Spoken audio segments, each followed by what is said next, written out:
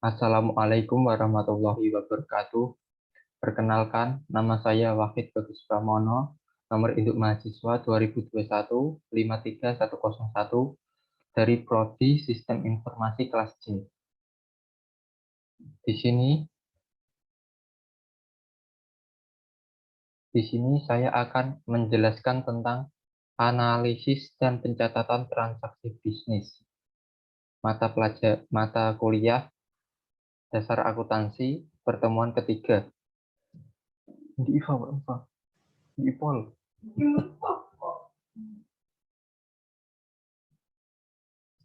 Tujuan. Yang pertama, menjelaskan mengapa akun digunakan untuk mencatat dan mengikhtisarkan pengaruh transaksi terhadap laporan keuangan. Yang kedua, menjelaskan karakteristik suatu akun. Yang ketiga, menjabarkan kaidah debit dan kredit, serta saldo normal akun. Yang keempat, menganalisis dan mengikhtisarkan pengaruh transaksi terhadap laporan keuangan. Yang kelima, menyiapkan neraca saldo dan menjelaskan penggunaannya untuk menemukan kesalahan. 6. Menemukan kesalahan dalam pencatatan transaksi dan mengoreksinya.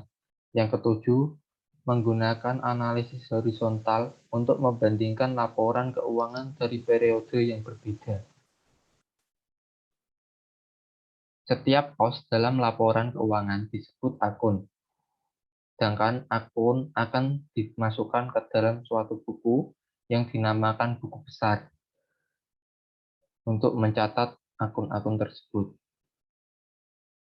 Sekelompok akun untuk suatu entitas bisnis disebut buku besar. Sedangkan daftar akun dalam buku besar disebut bagan akun. Klasifikasi utama dari akun. Yang pertama, ada aset. Aset adalah sumber daya yang dimiliki oleh perusahaan. Yang kedua adalah kewajiban. Kewajiban adalah utang kepada pihak luar atau kreditor, atau bisa disebut yang memberi modal pada usaha kita. Aset bisa berupa kas, perlengkapan, bangunan, dan piutang usaha. Kas adalah jumlah uang yang kita gunakan untuk membangun suatu usaha. Lebih tepatnya uang awal atau bisa disebut modal. Sedangkan perlengkapan adalah suatu alat yang digunakan kita dalam membangun usaha. Yang ketiga ada bangunan. Bangunan adalah suatu tempat untuk kita menjalankan suatu usaha tersebut. Yang keempat ada piutang usaha dan kewajiban antara lain sebagai berikut. Yang pertama ada utang usaha, ada wesel bayar, dan yang terakhir adalah utang gaji.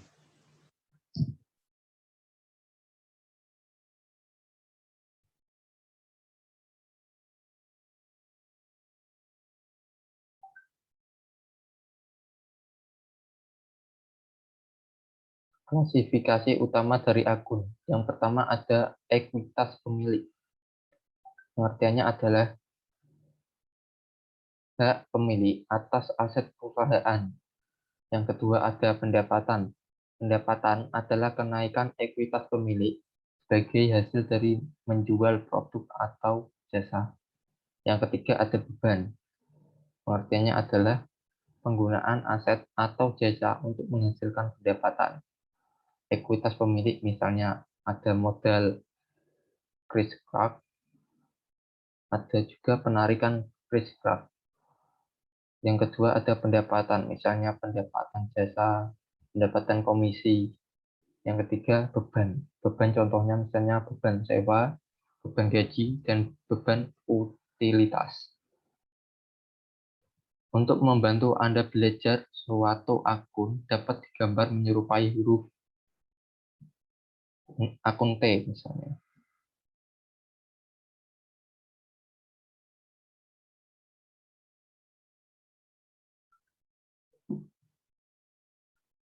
akun T tidak memiliki judul. Misalnya kita buat di sini ada kas, di sisi kiri disebut debit, sedangkan di sisi kanan disebut kredit. Kemudian kita buat seperti jurnal umum seperti ini.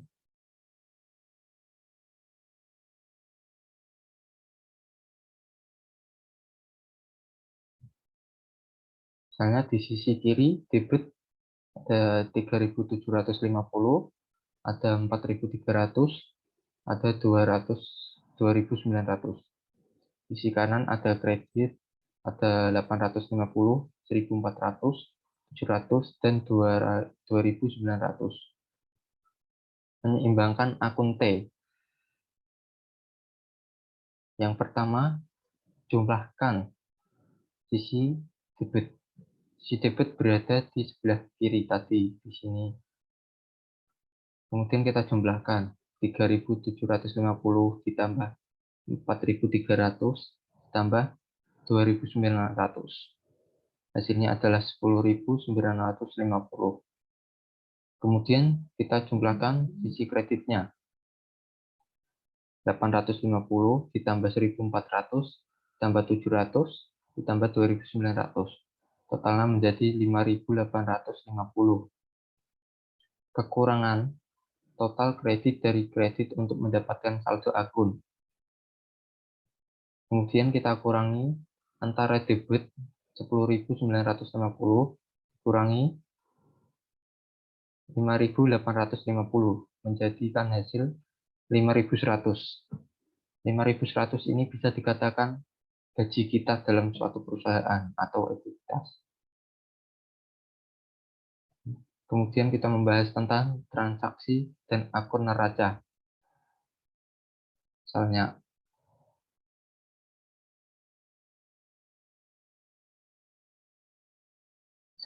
A, pada 1 November, Chris Card menyetorkan $25.000 ke rekening bank atas nama Net Solution. Kemudian kita tulis di sini tanggal 1 November, tanggal 1 di sini, kas.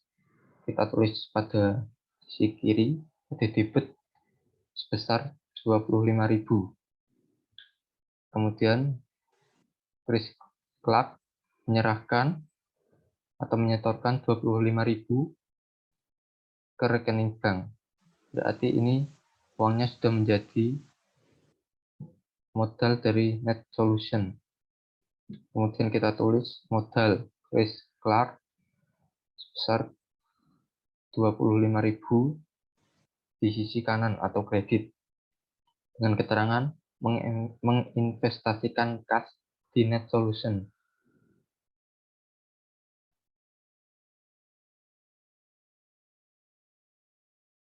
Dampak dari jurnal ini di buku besar. Kemudian kita tulis seperti ini. Kas. Tadi kan ada tanggal 1 November. Kemudian kita tulis di sini. November tanggal 1. Kita tulis sebelah kiri pada debit sebesar 25.000. Kemudian ada di sini di kanan modal Chris Kalk pada November tanggal 1 sebesar 25.000.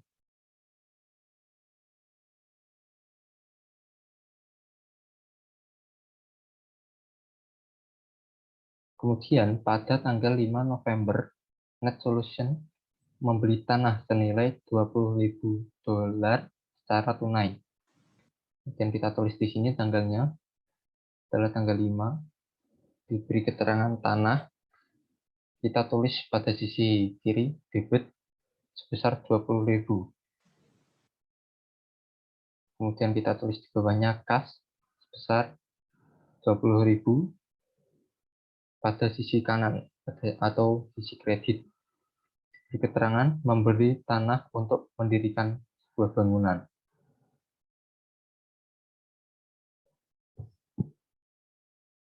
Dampak dari jurnal ini di buku besar.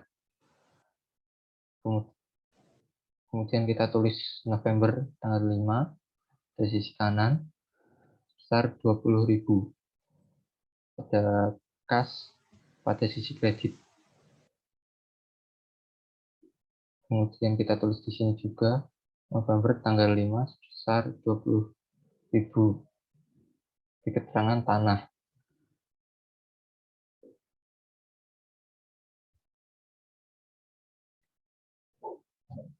Kemudian C, pada tanggal 10 November, Net Solution membeli perlengkapan secara kredit senilai $1.350. Dan kita tulis di sini tanggalnya, perlengkapan sebesar 1.350.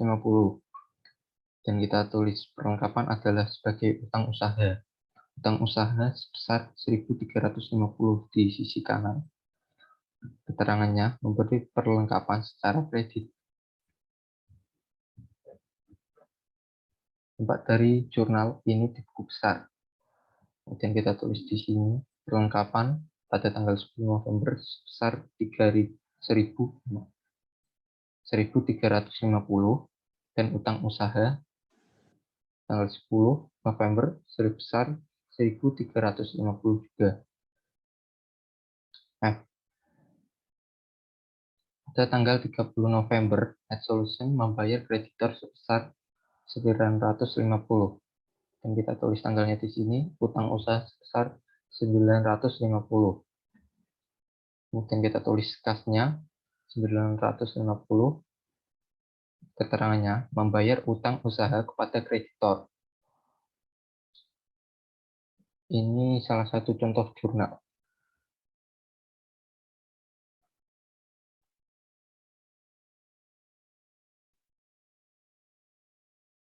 Tanggal 10, kas masuk adalah 20 juta dari modal Bapak Agus.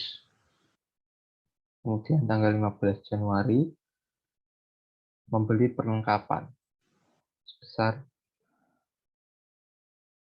3 juta. Kemudian kita tulis di bawahnya utang usaha yang kredit sebesar 3 juta. Pada Januari tanggal 30 beban listrik dan telepon sebesar 500.000. Kas 500.000 juga ditulis di sini. Totalnya adalah jumlah keseluruhannya ini juga yaitu 23.500.